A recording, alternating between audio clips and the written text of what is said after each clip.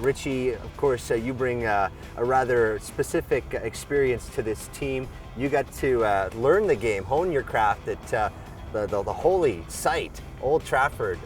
Talk to us a little bit about what it was like starting so young and learning the game there. Yeah, I mean, I wouldn't want to be anywhere else as a young kid, you know, growing up, learning how to play the Manchester United way. It was, you know, it was a great experience for me, and it's something which I'll never forget, obviously, and they've taught me, obviously, how to play football in the correct way, which is something which I really appreciate, and, you know, like, I'll never forget about it, so it was great. They teach you how to play, you know, the basic style of football, which is to pass, receive the ball, move, and, you know, all the basic things which you do right on a football field, they teach it. Obviously, they've got some of the best teachers and coaches around the world, so, you know, you're getting taught the game really well, and they pretty much use the European style as well, which, you know, you see some of the top clubs around Europe. Obviously, there's some very good teams there, and Manchester United are one of those, so, you know, they pretty much use the same philosophy, really. How vital is having that experience so early on in your life in terms of pursuing this career? Yeah, it was, you know, it gave me great experience when I was young, you know, playing in the reserve teams and youth teams and what have you. And it's helped me in my career move on. I've been at quite a few clubs since I left Man United, and you know, they taught me, you know, to show good attitude and work hard, and pretty much the basics of the sport, you know. And it's followed me everywhere I've been in my career so far, which is, you know, it's been really good for me. What kind of mindset does he bring to the game, and what have you learned from him? To be honest, I've learned a lot from Colin since I've been here. He's, you know, he's very much like a few old coaches I've had back in England when I was a youngster, and they treat the basics of football right. So it's based on hard work, you know, and how much of a good attitude you have, you know, bringing to the club. And he's taught me a lot defensively, which, you know, hopefully it's something I can kind of continue to improve on this season.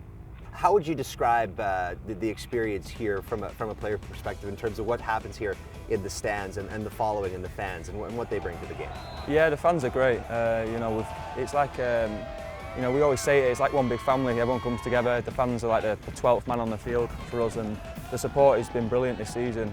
When we're playing away, they all, you know, gather down at the Pint in Edmonton to watch on the TV, and, you know, we always feel like the support is helping us on the pitch. And you know, I think every member of our team, you know, really appreciates the support that they give us. If you were to give a bit of advice to a young soccer player here in Edmonton, which isn't normally a hotbed for the sport, what would you suggest to them if this was something that they wanted to pursue as a career maybe down the road?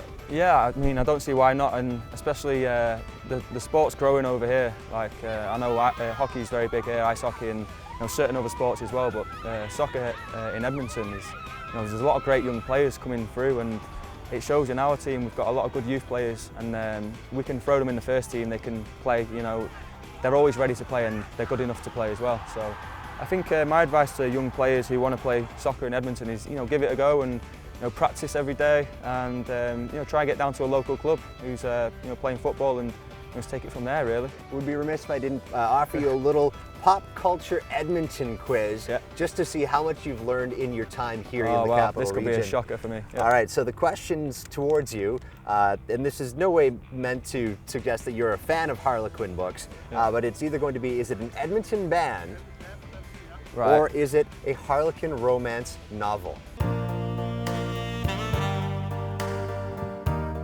Oh God, this is going to be awful because I don't have a clue, to be honest. All right, here we go. The Wet Secrets. Oh, is this going to be a band or a... It's either a band or a romance novel. It's got to be a novel. Oddly enough, it is a band. Oh no, don't kill me. Yeah, I know, you feel dirty, don't you? Yeah. The Only Solution. It's a book. It's a novel. Yeah. It is a book. Yeah. It is. You're 1 and 1. Yeah. All right, this one's a tricky one. Outback Surrender. It's a band. It is a book. Oh, okay. There you go. Definitely one I'm adding to my list. Love Electric. I mean, this is like a 50-50 guess for me. It's got to be a band. There you go. You can check them out in Edmonton. Yeah, they are a there we local go. band. And finally, this one, it's going to be trouble if you don't get this right. The Pigeon Breeders. Band or romance novel? Go with your gut. It is a band, absolutely. There you go. And you know what? I won't even ask you to name all the winners from Britain's Got Talent. You're off the hook. Yeah, leave that out. All right, thank you very much. Thanks very much. That's Richie Jones of your FC Edmonton. Go Eddies.